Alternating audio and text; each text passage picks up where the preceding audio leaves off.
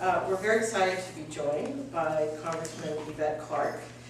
She was elected to Congress in November 2006, and she represents the 11th Congressional District of New York. And for those of you who don't know, that's basically Brooklyn. She sits on several committees, including the House Education and Labor Committee, which is a very important committee for our community, the Homeland Security Committee, and the Small Business Committee. So she works on a lot of issues near and dear to the AAPI community. She's also the whip for the Congressional Black Caucus and the senior whip for the Democratic Caucus. So, Congresswoman Clarke.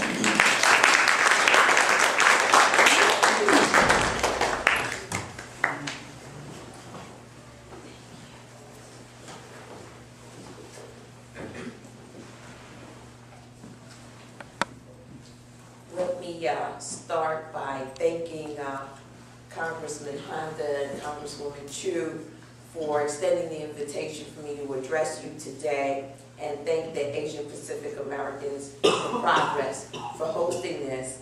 I'm humbled to be here and inspired by you being here as well. You can't tell by my accent, but I'm a second-generation American. My parents are from Jamaica, West Indies. And so the struggle for comprehensive immigration reform is one that I truly embrace. I represent a constituency where it's ground zero for immigrant families from around the world, quite frankly. The largest population of immigrants come from the Caribbean region, but we're seeing more and more South Asians from Pakistan and Bangladesh, a very large population in that part of my district, in that part of Brooklyn. Very large Jewish population, many of whom are immigrants from around the world that, of course, embrace the Jewish faith. And immigrants from Panama, you name it. You know, New York is the place where everyone gathers, and Brooklyn seems to be the in place for everyone to be. With that comes, of course, the challenges we face without having comprehensive immigration reform in place.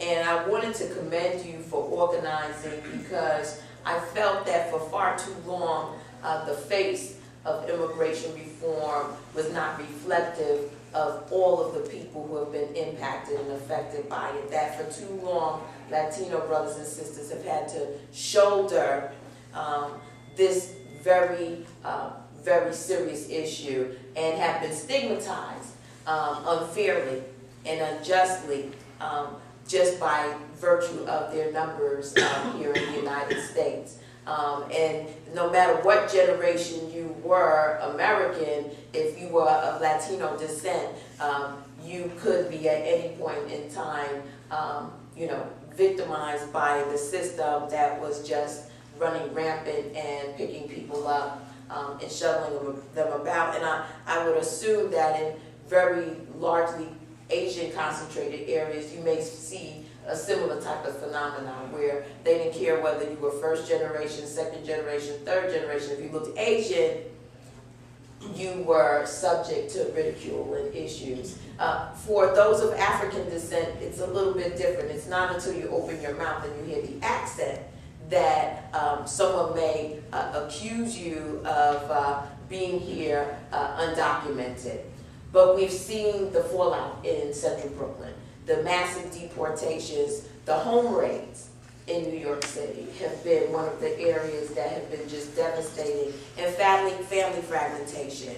So I wanted to be here to let you know that I'm working in solidarity, that I want to be a partner with you, with issues and nuances to issues that I wouldn't necessarily be aware of, in particular the refugee issue, which I think is very important for each of us to champion for each of us, because there are refugees of African descent that are here in the United States as well, that may have to deal with these issues of deportation, the issues of family fragmentation, and the issues of being in between status. So I just wanted to, again, come, let you know that I'm available. My office is a portal for organizing. We're there to be with you throughout this struggle, and I hope that you'll be with me throughout this struggle, because there are many people here in the United States, as we all know, who want nothing more, desire nothing more than to be able to adjust their status, come out of the shadows, and begin to embrace the American dream in a new way, in a wholesome way that takes our civil society to the next level. So thank you for having me. To the distinguished panelists, thank you for sharing your knowledge, your courage, and your expertise with this body of young folks and not so young folks who are here today. It's all relative, right? And thank you again for inviting me to participate. Thank you.